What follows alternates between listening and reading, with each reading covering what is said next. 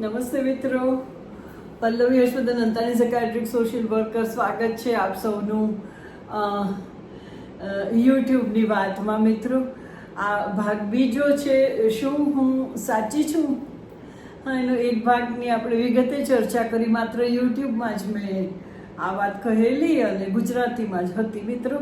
તો આ એનો બીજો ભાગ છે. આના ઘણા ભાગ થઈ શકે છે મિત્રો, રજૂ કરતી જાઉં છું. અનુભવ, કાઉન્સેલિંગ, સ્મોલ સ્કેલ રિસર્ચ, આ બધા ઉપરથી આ બધી વાત આવે છે. અને મિત્રો, મેં આ વાત ફેસબુક ઉપર કે ક્યાંય મૂકી નથી. મને એવું છે કે યુટ્યુબમાં લોકોને પાછો રસ પડે અને હું થોડીક સિસ્ટમેટિક કે ગંભીર વાત પણ કરું. ઇન્ફોર્મલ વાત પણ મેં બપોરે કાલે કરીને બધાને બહુ જ ગમી છે મિત્રો. તો બધી જાતની વાતચીત હું ભેગી કરતી જાઉં છું. તો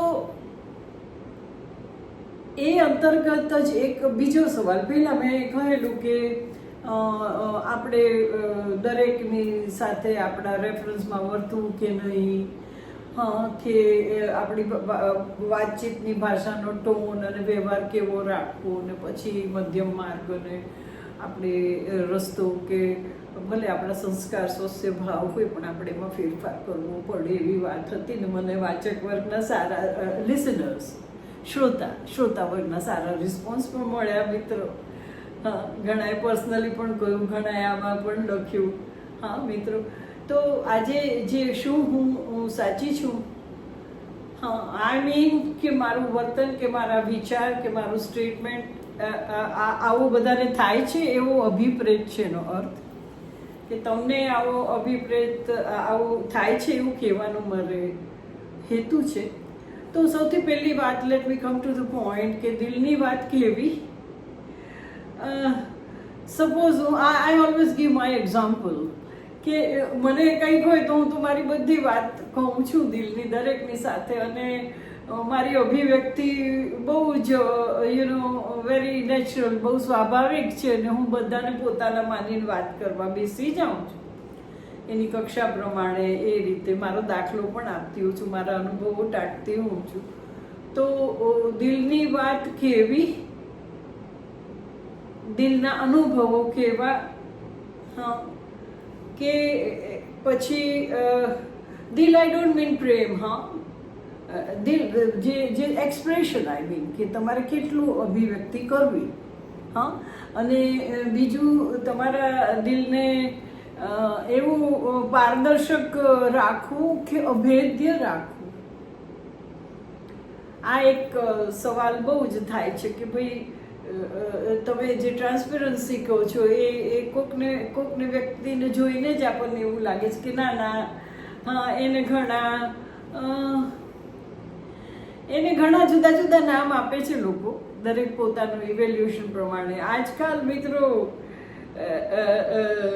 એવું છે કે પ્રવાહમાં પડ્યા વગર મૂક નિરીક્ષક થઈને, simply by becoming passive listeners, લોકો ઘણા સારા વિવેચક બની જતા હોય છે. એટલે મિત્રો, એક જાતનું બધાને અભિવ્યક્તિનું એક સાધન મળી ગયું છે જે કાંઈ રજૂઆત થાય પણ એ પોતાના વિચારોના સંદર્ભમાં આપણે કરીએ તો વધારે સારું છે.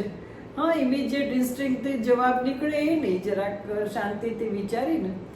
તો મારો પહેલો પોઈન્ટ હતો કે ભાઈ કેવું આપણે પારદર્શક રહેવું, દિલની વાત કરવી, અનુભવો શેર કરવા, આપણું વ્યક્તિત્વ અભેદ્ય રાખવું, કોઈને ખ્યાલ ના આવે એવી રીતે વર્તવું, કોઈ આપણી આસપાસ એક જાતની મિસ્ટ્રી રાખવી, કે જેવા છીએ એવા વર્તવું. એક સવાલ એ થતો હતો, કારણ કે એવી અમને બનાવ્યા અમારી માએ કે એવું કંઈ હોતું નથી, એમ કે આપણે જે શી વોઝ લાઈક ધેટ, અને હું પણ એવી થઈ ને મારા ભાઈઓ પણ એવા થયા. તો એક આ સવાલ છે ને એ સવાલ ઓલમોસ્ટ એટ ધ જ્યારે છેલ્લો તબક્કો આવ્યો ત્યારે ઊભા થયા છે. When you have to run your house on your own. આપણે તો ચાલુ ઘર ને ચાલુ જવાબદારીમાં બેઠેલા હોઈએ એટલે આ બધા વિચાર આવતા નથી, આવ્યા નહીં, હજી એ નહીં આવે.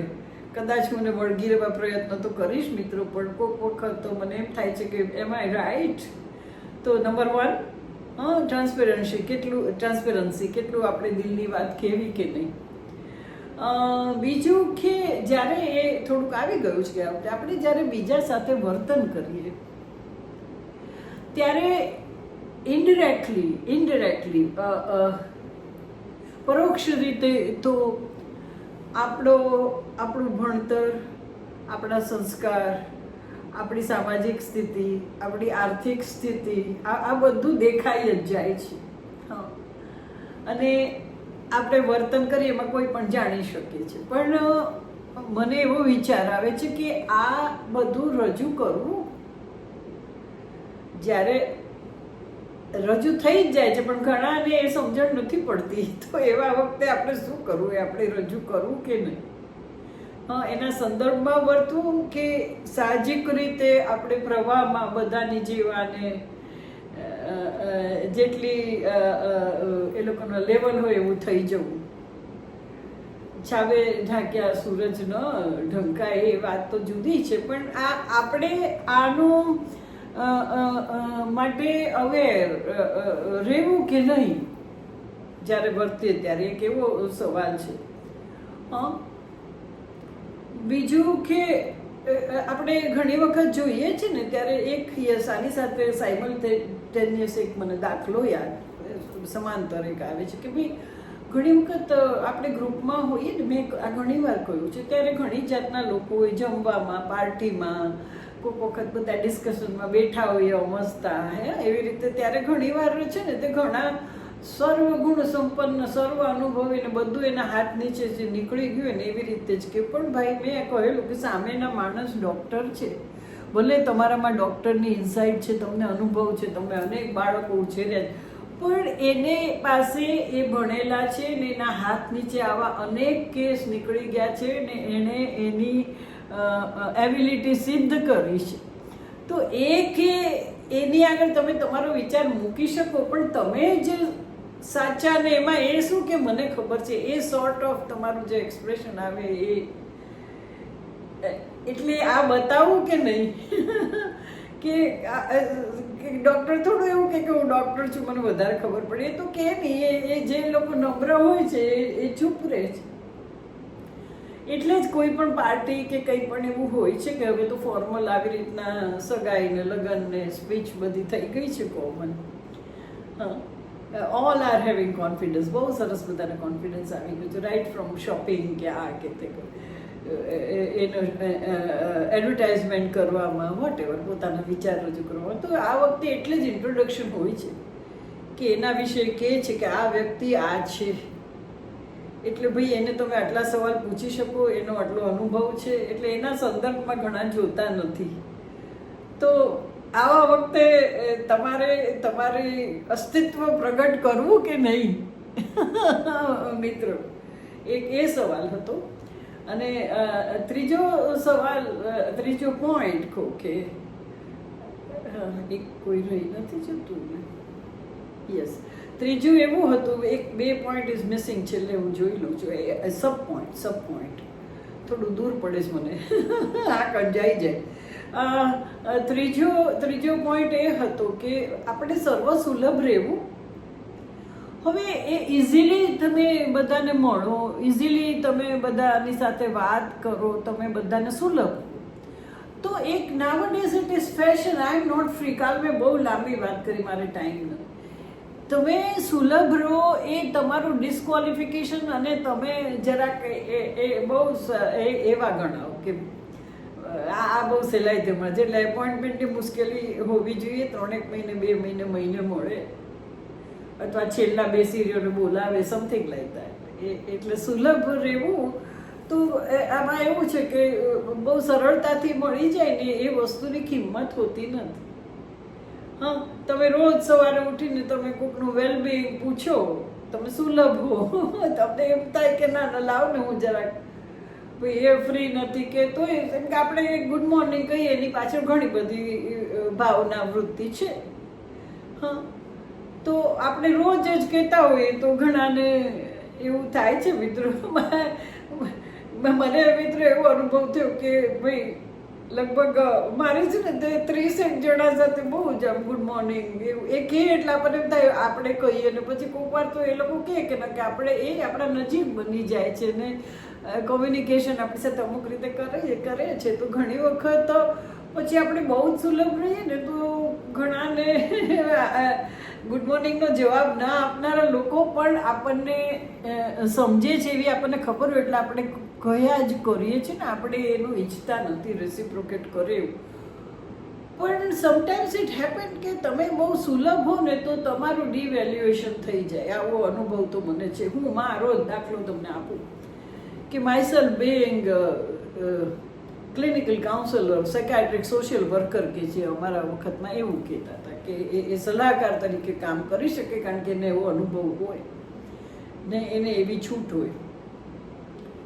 તો મિત્રો હવે ઘણો વખત મેં કર્યું અને હવે મને છેલ્લે જે તબક્કો છે મારો એમાં મને એમ થાય છે કે હું ફ્રી કાઉન્સેલિંગ કરું તો એવું મને ઘણીવાર થાય એવો અનુભવ થયો છે સર્વસુલભ કે તમે if you don't charge 2000 or 1000 or 500 rupees for half an અવરના આટલા એવું બધું છે ઓનલાઈન અને આમ ઇફ યુ ડોન્ટ ચાર્જ અરે તમે ફ્રીમાં કાઉન્સેલિંગ કરો તો થોડીક તમારી વેલ્યુ તો ઓછી થાય ચોક્કસ થાય on the country those who are giving free guidance ત્યાં તો બહુ જ ગીર્દી થવી જોઈએ એના બદલે લોકોના મનમાં સેજ ત્યાંય આંટો મારીને પછી આવે ને પછી એમ થાય કે ના ના આ બરાબર નથી એટલે પછી કે ત્યાં કાંઈ વળ્યું નહીં એટલે મારે એવાય આવે છે ઓનલાઈન ઘણી વખત જઈ આવ્યા હોય કાઉન્સેલર બીજા પાસે પણ ગયા હોય પ્રોફેશનલ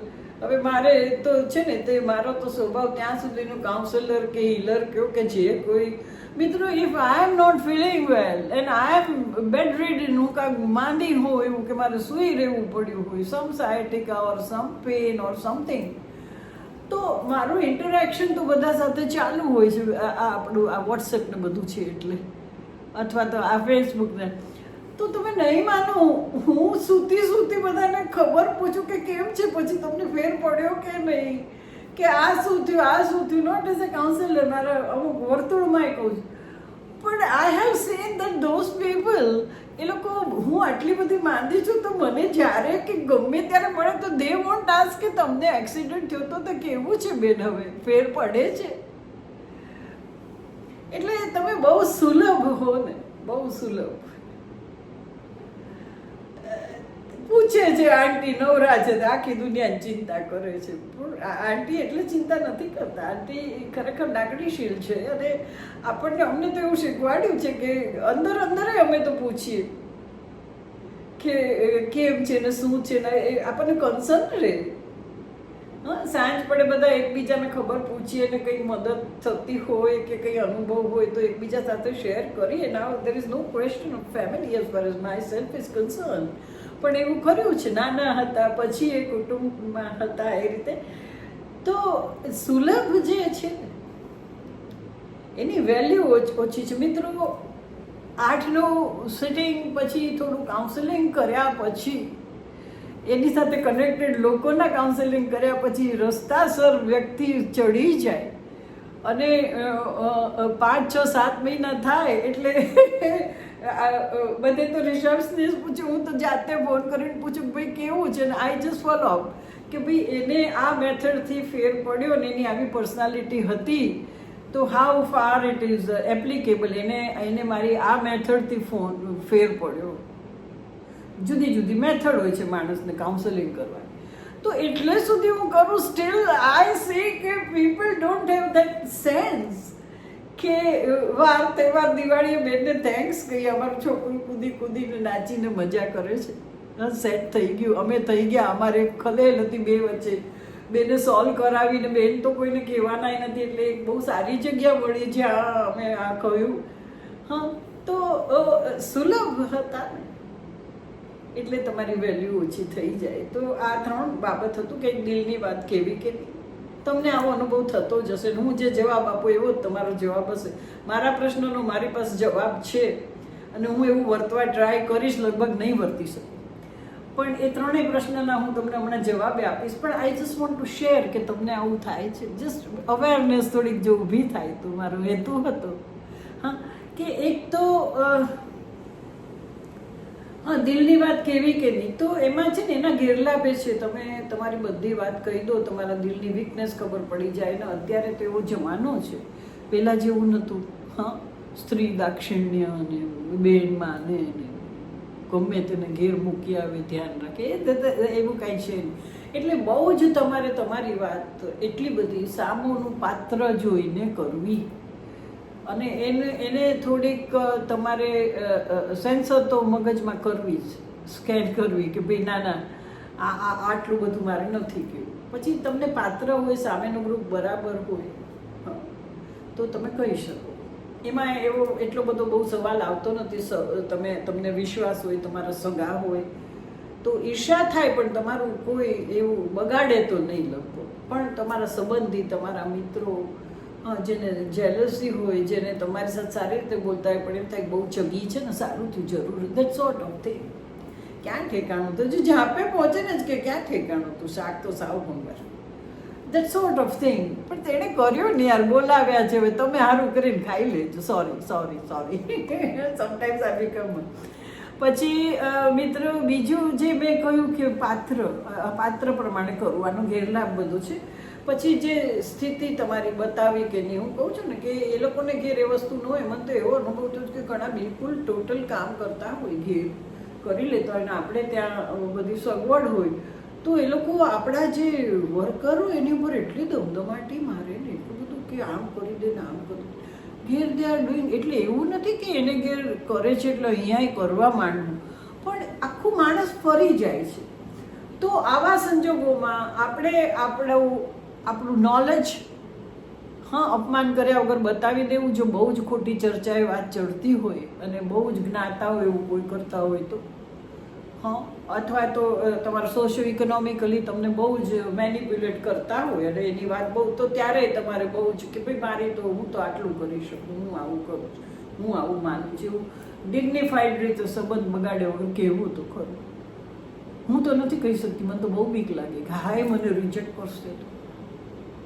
મારે કોઈ આગળ ખરાબ થવું જ ન હોય, થવું પડે છે કે બોલું છું, કહું છું, ઘણું કહું છું, પણ આઈ વોન્ટ સ્પોઇલ રિલેશનશીપ. હું અપમાન ગળીને પી જાઉં, કાંઈ નહીં, ચાલુ રાખો ને સંબંધ આપણે, કાંઈ નહીં, થોડા આર્મ્સ લેન્થ થોડા દૂર રાખો. પણ તો આ રજૂ કરું એવું માનું છું. અને બીજું જે મફતની વાત મેં કરી, એમાં તમે સર્વસુલભ હો તો લોકોને જરાક તમારી વેલ્યુ તો ઓછી છે. એટલે તમે જ્યારે આવું મફત, મેં તો એવો અનુભવ, મફત કામ કરતા હો ત્યારે તમારે થોડુંક એને જ્ઞાન તો આપવું કે મારો આ હેતુ છે. ને sometimes I thought of it કે ભાઈ એવું કરવા સુધી મને તો વિચાર આવી ગયો હતો કે મારે આમાં કંઈ જોતા નથી પૈસા, આઈ વોન્ટ ડુ, હું ખાલી રસ્તો કે તો તમે એમ કરો કે આને ફીસ ભરવાની મુશ્કેલી છે, તો હમણાં જ આને તમે આ વ્યક્તિ છે એની એક ટર્મની ફી થાય છે 2000 રૂપિયા કે જે કાંઈ, જે આઈ ડોન્ટ નો કેટલી, કે આને આ જરૂર છે તો તમે આને પિકનિકમાં જવું છે તો તમે સ્પોન્સર કરી દો. પણ પછી એના ઘણા બધા મિસઅન્ડરસ્ટેન્ડિંગ થાય છે. પણ એમ કે તમે કોકને હેલ્પ કરો કે આ પૈસામાંથી તમે એવું કંઈક વિચાર આવી જાય છે કે લઈને તમે ના સ્વીકારો, પણ બહુ જરૂરી વ્યક્તિને કરો. પણ મેં તો એવું નક્કી કર્યું જ છે કે મારે આમાં પડવું નથી. જેટલું જો પીક ઉપર કેરિયરમાં પહોંચી ગયા, બહુ સરસ ફેમિલી લાઈફ મળી ગઈ અને એવરીથિંગ જે જોતું હતું એ મળી ગયું. હવે જે છે એને સમાજને આપવામાં શું વાંધો છે? કાંઈ નહીં, એ માને બેન નવરા છે, સારું, પણ નવરાશનો ઉપયોગ તો સારો કરે છે ને. સો મિત્રો, આ 3 વાત થઈ કે દિલની વાત કેવી કે નહીં, પોતાનું સોશિયો ઇકોનોમિકલ સ્ટેટસ, એજ્યુકેશનના સંદર્ભમાં તમારે તમારી જાતને પેશ કરવી કે નહીં, અને સર્વસુલભ રહેવું કે નહીં, એના જવાબ મેં ટૂંકમાં આપ્યા. કે પાત્ર જોવું, અત્યારના જમાનામાં બહુ ટ્રાન્સપેરન્સી કે પારદર્શકતા રાખવી સારી નથી. જરૂર પડે ત્યાં તમારે અપમાન કર્યા વગર તમારો હોદ્દો, તમારી સોશિયો ઇકોનોમિક સ્ટેટસ એ જરાક જાહેર કરવું. અને ત્રીજું કે સર્વસુલભ જે છે એમાં જે તમે પૈસા લીધા વગર કે જે મદદરૂપે વાત કરો છો એમાં સેજ આવનારાને જ્ઞાન તમારે કરાવો કે બહાર આ વસ્તુની શું કિંમત છે ને શું આ છે ને, ન સમજણ પડે તો થોડીક સાંઠ ઠેકાણે લાવવી અમુક રીતે, એવું મને અલ્ટિમેટલી લાગે છે. પણ એક વાર હું કોઈની સાંઠ ઠેકાણે લાવી શકી નથી જોકે મિત્રો. તો મિત્રો, શું હું સાચી છું?